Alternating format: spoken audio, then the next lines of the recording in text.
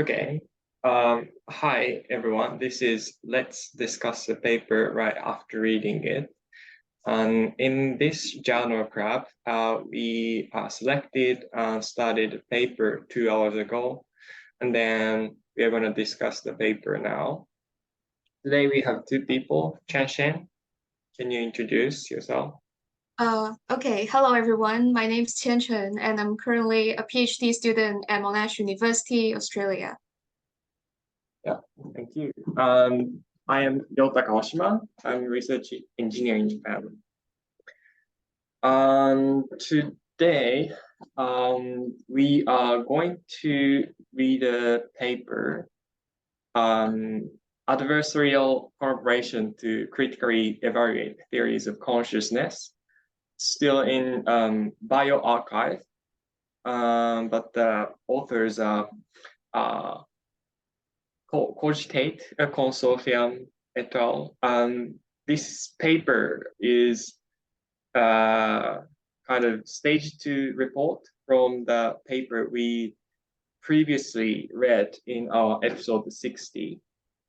That paper was just almost the same title, an adversarial collaboration protocol for testing contrasting prediction of global neural space and integrated information theory, and Meloni et al. 2023 from PLOS ONE. And before the discussion, first, I will give you a quick summary of this paper. So as I mentioned, the paper we read today is kind of a part of stage two report. And the reason why is that, in the previous stage one report, they proposed two experiments. And then this paper, describe or explain the results from the experiment one.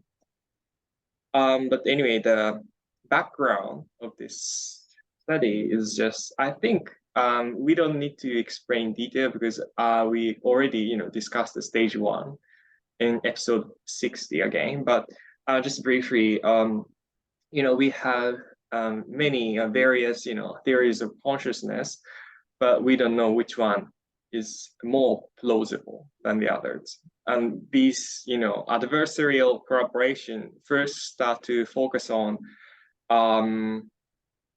two theories of consciousness: integrated information theory of consciousness, IIT, and global neural workspace theory, GNWT. And then this experiment one is in the experiment, they show a series of images from different categories like face, object, and letters, and some weird shaped letters. And the task as a participant is to detect and target images. Then, depending on the category of the target image, the presented images will be or were task relevant or task irrelevant or target images. So we can manipulate task relevance and according to or depending on the category, image categories. And then during the task, they record the brain activity from different devices. And again, in this collaboration, the experiment were done in different labs across the world. And then one, recording devices is fMRI, and the others are MEG and intracranial EEGs, and then try to see whether they have a consistent results across these recording devices from the same experimental paradigm. And that is the idea of this collaboration. And so again, this paper focused on two theories, IIT and GNWT. And from this experiment one, they made three predictions. And the first prediction is about decodability of images from which brain region. So by using or by focusing on which brain regions or whether we can decode the contents of consciousness. That's the first question. And according to IIT, we should be able to perform the decoding by using the posterior neural activities. And global neural space theory says PFC is a good candidate for the decoding analysis. Basically, the result says that in both brain regions, we can decode the stimulus. So in this case, they checked the decodability using IEEG, intracranial EEG, MEG, and fMRI. Of course, depending on the recording device, they found different, or they obtained different decoding accuracies, but consistently, the two regions, posterior PFC, shows above chance accuracies. And one thing maybe it's good to mention is that including, or they also try the decoding when combining or including both PFC and posterior, and found that the decoding accuracy did not change. And also the decoding accuracy were higher when using posterior data than when using PFC. Yeah, that's good to mention, I think. So from these observations, they concluded that from this decoding analysis, or this result, basically consistent with both of the theories, IIT and global neural workspace theory. Then the prediction two, it's about the temporal dynamics of activities. More precisely, the prediction is that when we see, or according to IIT, when we see something, when we have a conscious experiences, then that maintained, that corresponding, activity should be, preserved.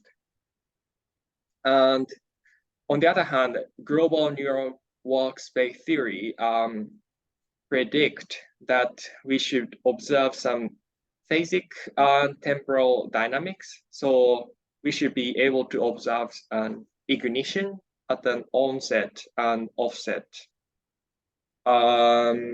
Basically, the result says that from this prediction, and the results was consistent with IIT, because they observed this maintained neural activities. I think they focus on the high gamma band activities in posterior area, and then they confirmed that the activity was just maintained during conscious perception. On the other hand, when they checked the neural activity in PFC, they found some activities at the stimulus onset. However, they didn't observe that ignition at offset, stimulus offset in PFC, which contradict to global neural workspace theory. And that's the prediction two.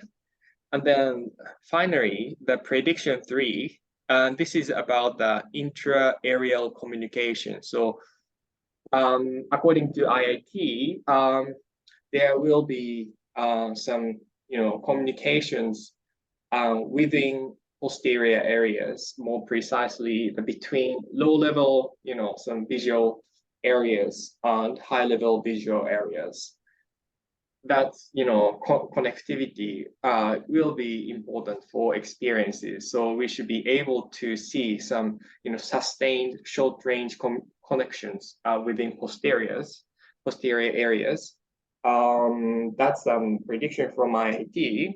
And global neural space theory predict that there will be some broadcasting across kind of brain, more precisely between high-level visual areas and prefrontal cortex in this experiment. So again, this is broadcasting, so not sustained activity. It's like phasic long-range connections. And again, these are the prediction from two theories, and basically the result says, or they tried the analysis method that was described in stage 1, which is basically focusing on frequency band or the power of a specific frequency band. I think, again, high gamma activities, because that is thought to be or that is considered as an spiking activities, but the result shows that we did not see any result that were consistent with neither of them, basically. But they tried some exploratory analysis where they use not frequency power, but rather just focus on amplitude amplitude analysis, and then they found that in this case the prediction from global neural workspace theory seems hold. On the other hand, the one for those from IIT was not supported from this data. Yeah, this is basically the result from experiment 1. And as I explained, it's not like a clear IIT is predict all, or global neural space theory predict, or the results are consistent from this experiment, but rather it's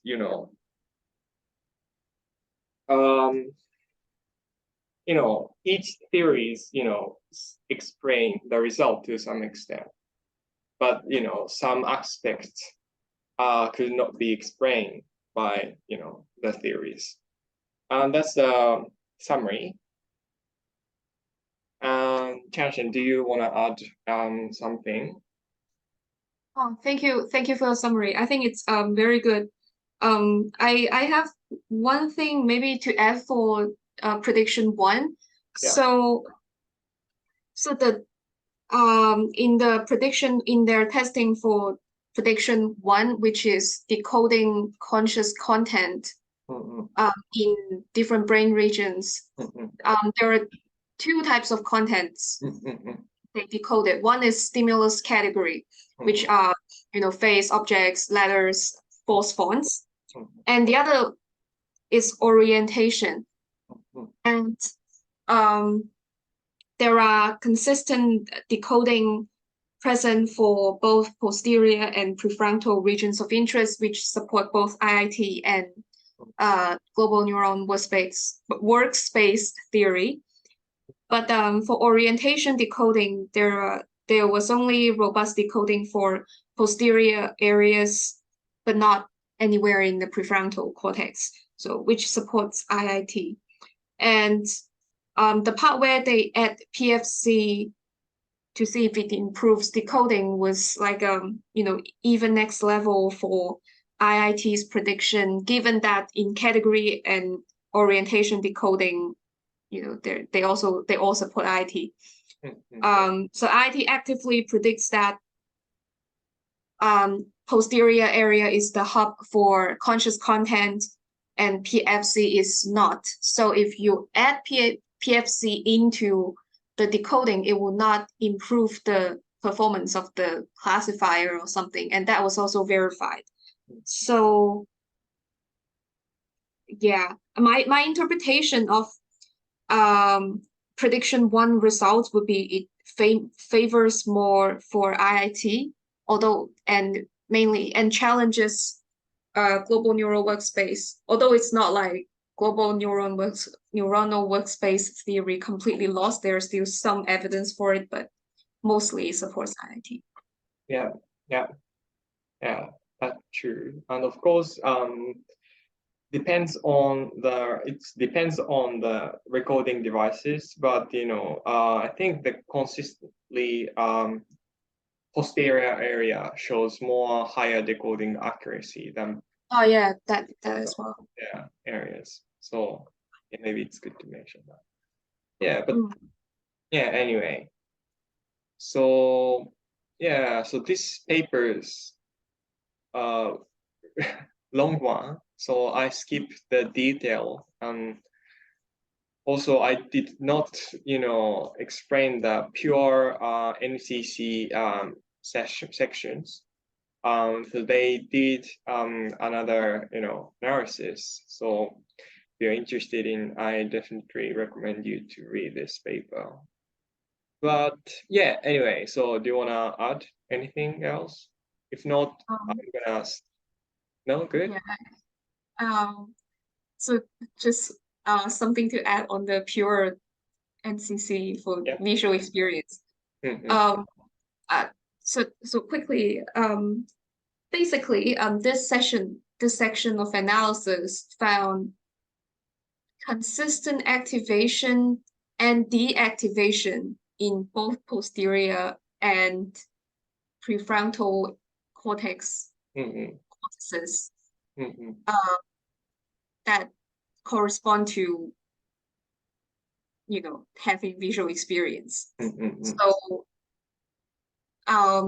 and this overall pattern of results would be a challenge for IIT, despite the fact that posterior, areas are, consistently activated or they're deactivated, Mm-hmm. correlating with NCC, because IIT predicts the absence of PFC Mm-hmm. as the neural correlates for visual experience. Mm. So, and another very interesting thing that they found is the deactivation patterns Mm. that are also related to visual experience rather than just activation. Mm. Right. Mm. Mm. Okay. So, shall we start discussion then? Yeah. Do you have anything? Because you said that the discussion part of this paper was really interesting. So maybe you have something to say. The discussion. So the authors group, which represent the neutral side, give some general description of what are the key results that are challenging each theory, and the theory must revise their prediction and their own theories to account for that. And then the discussion, the other two sections were each written by the proponents of each theory to explain how the current results fits with their prediction, and for those that counters their prediction, why is that? And so for IIT, the main challenging results was first, PFC. Some regions in PFC are involved in visual consciousness. And another is the transient rather than sustained activity.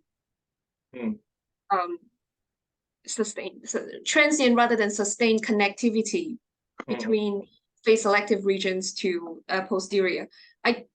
I don't remember reading anything about the transient their explanation for the transient connectivity, but their explanation for why prefrontal cortex regions in prefrontal cortex can also be involved in visual experience is that some regions in the PFC may have this kind of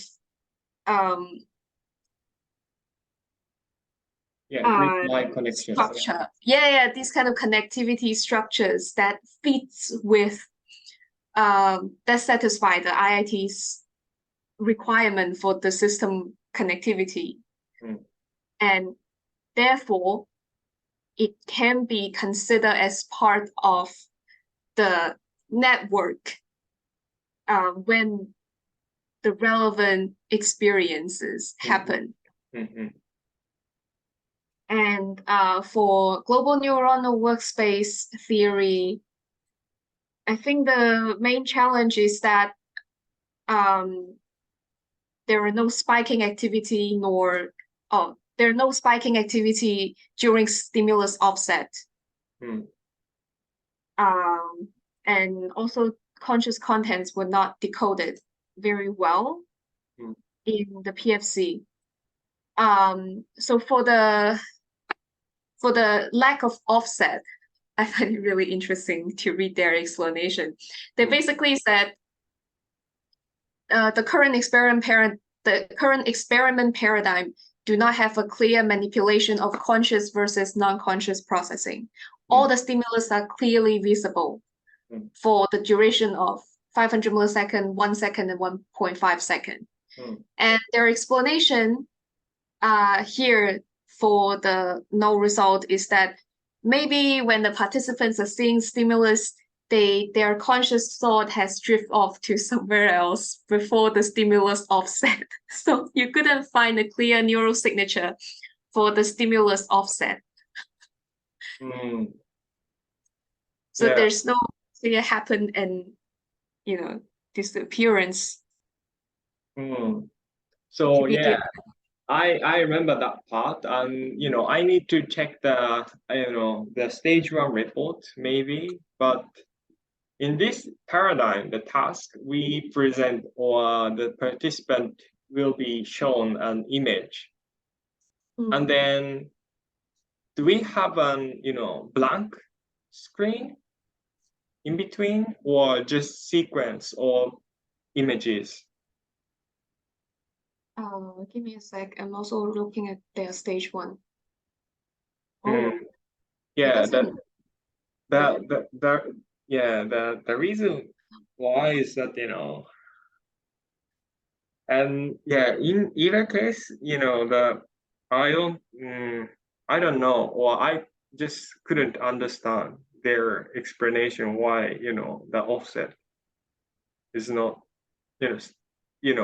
some ignition is not visible, was not observed at the stimulus offset. Yeah, so I went back to their paper. So every trial is 2 seconds long, and in each trial you see a stimulus and then blank screen. So if you see the stimulus for 500 milliseconds, then the blank screen will go for 1.5 second. So on and so forth. So there is a very clear offset. And then the person just stare at the blank screen for various amount of time. So there is a clear offset. And also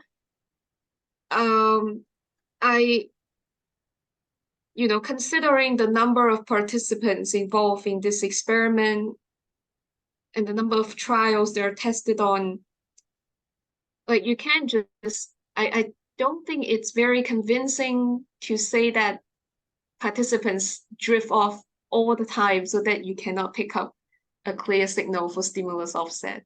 Yeah, I mean, I'm sure that, if I were the participant, then, after that, stimulus, I mean, the image, if the blank screen, I think it's just a gray screen with some fixation curls. I don't know what kind of blank screen, but, I will, see that consciously. Yeah, exactly. Yeah. It's really difficult to imagine, in what situation we will never see that blank screen. I mean, consciously, yeah. Like drift off so much that we did not notice that it's offset. Like we don't even like, oh, it's gone. Like we don't even notice it's gone. I just, but yeah, I guess it does does it have masking? I don't know whether it has masking, but if it doesn't, then maybe the stimulus will persist for a little longer in conscious experience than its presented time because of the iconic memory kind of stuff. But to say that people did not notice it's gone, it's just that argument was not, I just could not follow that argument. But the unconscious versus conscious, I think in some part they mentioned the decodability, may not explain the conscious experience, and that's understandable because here we only have, consciously perceived, situation.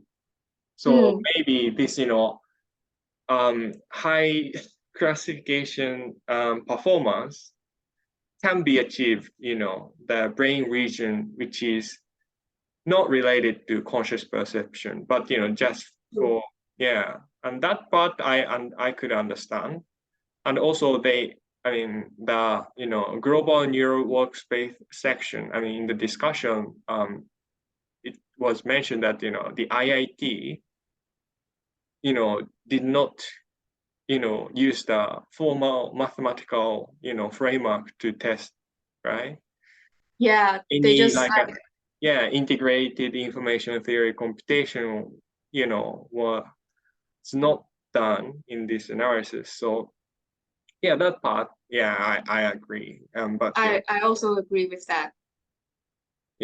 but the first point you mentioned, that part I just could not follow what the section saying. But okay, yeah, that. But they also offer another, I think, more convincing argument for that, which is um the neural activity in PFC are not clustered but spatially intermingled. So maybe what they're trying to say here is that the current analysis or like pre-processing they use in this study do not pick up very well the PFC's involvement in conscious content or something like that. So it is involved and it's active in a specific way, but this specific pattern of activation was screened out in their analysis. I think that's what they're trying to say. Yeah, I guess we have been only talking about the global neural space theory section, so maybe it's better to mention something about integrating information theory part. And as you mentioned, they did not explain why the sustained synchrony within posterior area was Yeah, observed. And I quickly skimmed the discussion part, and then I found that they provide the potential explanations in supplementary material. So we need to check the supplementary to know that. I checked. I couldn't find it. It's all like Okay. because I see. Okay. I couldn't find it at at one go. I see. But maybe it's there somewhere. I see. Yeah. So yeah, I don't know. Yeah, this discussion part is more like maybe like a sounds like a introduction, no? Because here, the motivation why we have this prediction was explained this discussion part, right? Mm. But that's not what I think we want to. We were expecting them to like face the results that falsify well or like that goes against their prediction, and we wanted to see why, like what explanation they can offer. Yeah. Instead tell us why Yeah. they make a prediction like that. Yeah, maybe you mentioned that in some PFC prefrontal area, the grid-like structure exists, and therefore it can be considered as a network that is important for conscious, experiences. I mean, that part is kind of explained in this discussion, but the critical, the one, I mean, the prediction, the result for prediction 3, I don't think was I couldn't. explained in this, main text discussion. So it would be helpful if, it's included in this, main text, not in supplementary. Yeah, because that's the biggest challenge. Yeah, The exactly. results for their theory, right? Yeah. Maybe, I don't know, I overlooked some important information in discussion or introduction or maybe analysis method part, but within this 2 hours reading, I could not find the clear explanation why for prediction 3. So yeah, but still, this research was really, this research itself is really interesting, and then the idea is very good, and also they seems to be careful about kind of robustness, reproducibility, and generalizability. So that's really, I think, good. And other comments, questions, maybe I have, maybe I don't know. Yeah, but I think, yeah.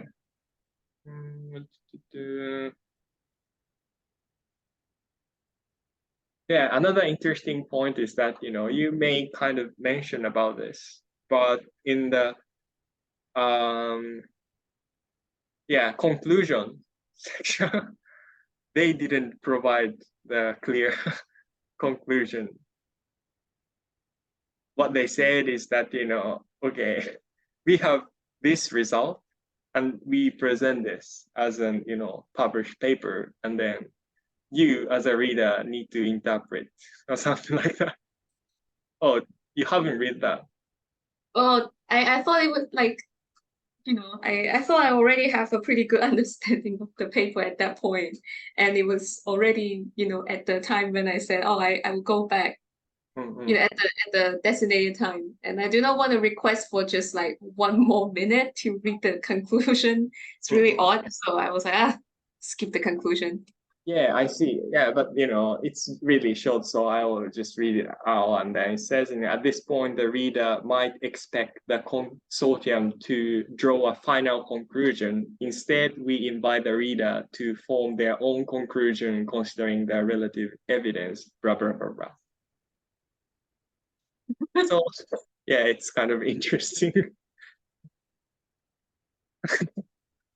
And also, when they present this set of results at ASSC, I think they actually immediately after this presentation, they asked the main proponents of each theory, like, what do you think about the results? Does that change your mind?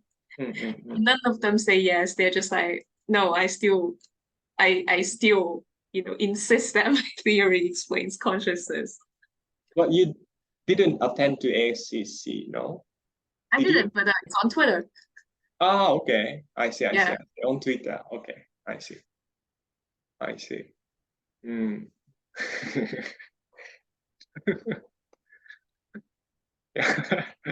So yeah. Did they write this conclusion after the ASSC? Yeah.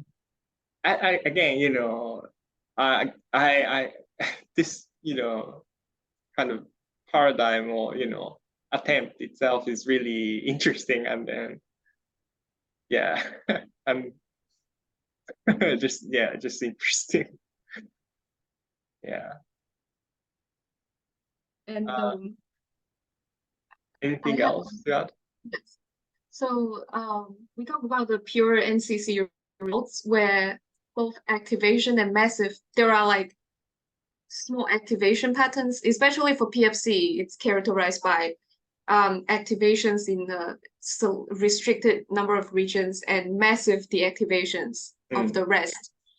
And this is very interesting because it reminds me of what Now said about attention. The effect of attention is, to amplify certain contents while actively inhibits the others.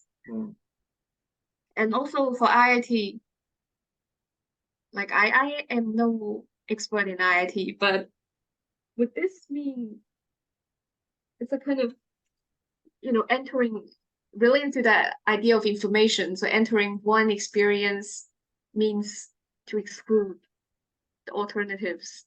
So you have like deactivations as well. Maybe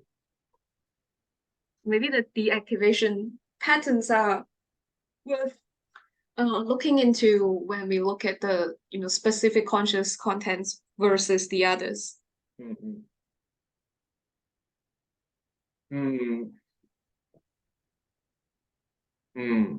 I this is just my opinion, but again in the discussion, and it was mentioned that they didn't compute phi value, right? And then all the predictions comes from their kind of assumption that in posterior we have grid-like structures, and if so, that we should have some rich information structure. But first of all, I'm not familiar with anatomy, so I'm not sure whether which brain region have this grid-like structures. Or yeah, I know one some simulation paper about IIT saying that by having this grid-like neural net, we will have this rich information structure. On the other hand, it's like, I don't know what was the alternative, but by changing the configuration of neural net, they say, oh, the information structure is poor. But this is, I'm still not sure how each maybe neurons or brain regions are connected in the real brain. So that's something we need to think about. Without having that, just checking the pattern of activity, I don't think we can say anything about the IIT. That's kind of my opinion. Yeah. Well, IIT people seems very fine with it, which is surprising. But on the other hand, though, it's almost impossible to compute phi for human brain. It's almost impossible. I agree. So I agree. Yeah, we need some assumptions. And again, I'm not familiar with anatomy, the detailed, neural, the connectivity in between neurons or brain regions.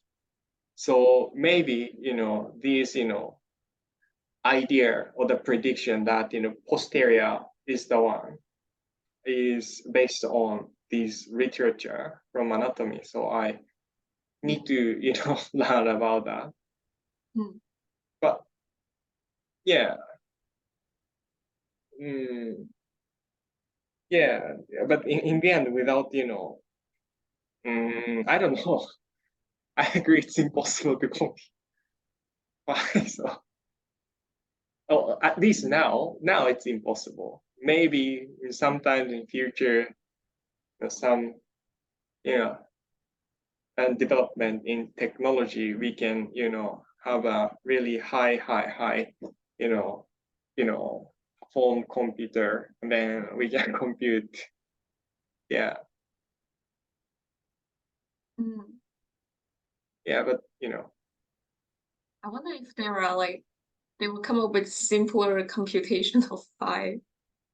I don't know whether it's possible. There are various simplified phi measures. Yeah. So we can just try, and then, based on that, we can, kind of make inference about the formal, phi computations. Yeah, I mean, at least, without, doing anything, we will never know. So we should do something. But, if you think about the extreme, then, just, impossible now, to compute the phi. That's kind of my idea. Yeah, but, I'm kind of, pessimistic person, and I think I kind of have a discussion with Now about this, and then he said that, oh yeah, of course you said that, but without doing anything, we will never do any research. So just try it and something like that. So Yeah, maybe like you can find some useful measures already in the HCTSA set, and they're super simple, and we don't even need phi, or maybe some of the measures will correlate very well with phi, and then we can just use them as proxies for for phi. Yeah. Anything else? Yeah, I agree. Yeah. But yeah, I agree. So, anything else? Nothing? Nope. Okay, then let's finish discussion here. Thank you, Chen Shan. See you. Bye bye. Yeah.